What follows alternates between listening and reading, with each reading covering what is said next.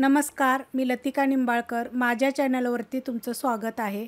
आज मी तुम्हाला बोंबील बटाट्याची भाजी बनवून दाखवणार आहे. तर त्यासाठी बघा तवा गरम करत ठेवलेला आहे. त्याच्यामध्ये आपण बोंबील टाकून घेऊया. हे 10 ते 12 बोंबील आहेत आणि हे थोडेसे मोठे आकाराचे बोंबील आहेत. हे मी नीट करून घेतलेले आहे. बऱ्याचशा व्हिडिओमध्ये मी बोंबील कसे नीट करायचे ते पण दाखवलेलं आहे.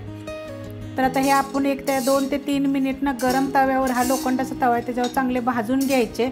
म्हणजे हे जी काय खर वगैरे असेल ते निघून जाते आणि भाजल्यानंतर बोंबील चवीला छान असा लागतो.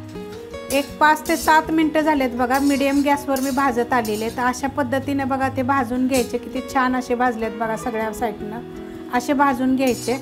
खरपूस एकदम एकसारखं हलवून असं थोडं हे करायचं ना, हलवायचं. म्हणजे ही बोंबलाचं जे आपण कालवण बनवणार आहे ना, ते एकदम छान असं चवीला पण लागतं आणि बोंबलाचा वास जास्त येत नाही आहे. तर आता हे मी काढून एका वाडग्यात घेते. आपल्याला हे भिजत घालायचे आहेत. वाडग्यामध्ये बघा बोंबील मी काढून घेतलेले आहेत. तर ह्यामध्ये पाणी ओतायचं. 2 ग्लास आपण यात पाणी ओतून घेऊया. 2 ग्लास पाणी ओतलेलं आहे. असं बोंबील बुडेपर्यंत पाणी ओतायचं आणि असं चोळून त्याला चांगलं स्वच्छ धुवून घ्यायचं आणि ह्याच्यामध्येच भिजत घालायचे 15 ते 20 मिनटं. 15 ते 20 मिनिट झालेत बघा भिजत घातलेले. कसे सॉफ्ट झालेत बघा. आणि 2 ते 3 पाण्यानं स्वच्छ धुवून घ्यायचे भिजत घातल्यावरनं पण. हे असे निघतात बघ. जर तुम्हाला पाहिजे असेल तर ह्या मधले जे असतं ना हे काढून टाकायचं बघा. हे जर तुम्हाला आवडत नसेल ना तर हे काढून टाकायचं बघा. असे मणकं निघतो तो काढून टाकायचं भिजत घातल्यानंतर. त्याची पण छान अशी भाजी लागते. कढई गरम करत ठेवलेली आहे. त्याच्यामध्ये आपण तेल टाकून घेऊया.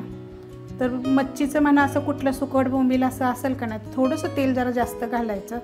तर 1 ते 1.5 चमचा तेल घातलेलं आहे. तुम्ही तुमच्या आवडीप्रमाणे घ्या आणि चांगलं कडक गरम होऊन देऊया. कडक गरम झालेलं आहे. त्याच्यामध्ये बघा 1 छोटा चमचा जिरे आणि मोहरी. जिरे जरा जास्त घालायचं. आणि मोहरी जरा कमी घालायची. कढीपत्ता आणि 2 मोठ्या आकाराचे कांदे. बोंबलाला काय करायचं, जास्त कांदा घालायचा. जेवढा तुम्ही जास्त, आता मी हा बारीक आकाराचे 2 घातलेले आहेत. तुम्ही मोठ्या आकाराचे जरी 2 घातले तरी पण चालतील. आता आपण हा कांदा चांगला भाजून घेऊया. कांदा बघा चांगला भाजलेला आहे. असा कांदा भाजून घ्यायचा. ह्याच्यामध्ये 2 चिमूट हिंग पावडर आणि थोडीशी हळद. आता हे थोडंसं मिक्स करून घ्यायचं. आणि ह्याच्यामध्ये बघा ही लसूण आणि आलं आणि कोथिंबीर असे मी कुटून घेतलेले. तुम्हाला कुणाला जर ह्याची रेसिपी पाहिजे असेल तर कमेंट करा, मी दाखवते. हा मसाला ना तुम्ही 8 दिवस बनवून जर ठेवला ना तरी खराब होणार नाही. हलकंसं परतून घेते आणि ह्याच्यामध्ये 1 मोठ्या आकाराचा कांदा टमाटर टाकलेलं आहे. आता हे जरा परतून घेऊया म्हणजे आपलं टमाटर सॉफ्ट होईल. टमाटर बघा चांगलं सॉफ्ट झालेलं आहे. आता ह्याच्यामध्ये आपण मसाला टाकून घेऊया. तर ही 1.5 चमचा मी लाल तिखट टाकणार आहे. नुसती मिरची पावडर आहे ही. आणि अर्धा चमचा गरम मसाला पावडर.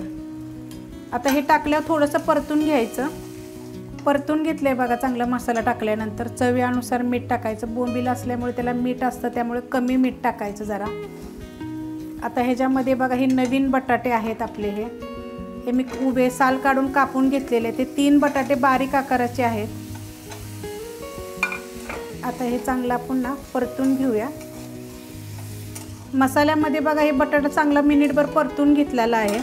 आता त्याच्यामध्ये जे आपण बोंबील धुवून ठेवले होते भिजत घालून, पण मी नंतर 2 ते 3 पाण्याने बघा स्वच्छ धुवून घेतलेले आहेत. एकदम सॉफ्ट झालेले आहेत. कारण भाजल्यानंतर ना बोंबलाची चव अजून चांगली येते. आणि त्याची जर काय रेती असेल ना तर ते खाली राहते. म्हणून भाजून भिजत घालायचे, तसेच कच्चे भिजत घालायचे नाही आहेत. आता हे परतून घ्यायचे.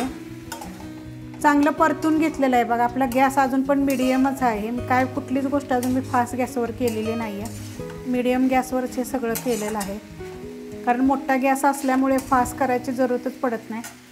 आता ह्याच्यामध्ये आपण थोडासा पाण्याचा शितुडा द्यायचा आहे. जास्त पाणी नाही टाकायचं, जेणेकरून आपलं जी बोंबील आणि बटाटा हा एकजीव होईल आणि चांगला शिजून जाईल. म्हणजे त्याच्यामध्ये आपला जो मसाला आपण टाकलेले आहेत ते मुरतील. म्हणून बघा एकदम थोडंसं पाणी टाकलेलं आहे. आणि आता बारीक गॅस करायचा, कारण हे सगळं आपण मिडियम गॅसवर केले ना. बारीक गॅसवर आपल्याला हे चांगलं शिजून देऊया. 10 मिनटासाठी ठेवायचं बघा. 15 मिनटं झालेत बघा. एकदम बारीक गॅसवर झाकून ठेवलेलं.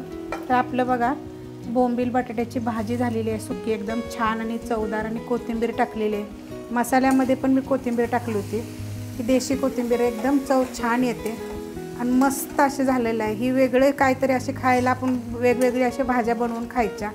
बटाटा पण इतका छान असा शिजलेला आहे आणि अक्काच्या अक्का आपला बटाटा राहिलेला आहे, कारण त्याला आपण हलवलंच नाही आहे. झाकून ठेवल्यामुळे लगेच वापरला गेला, थोडंसं पाणी टाकलं.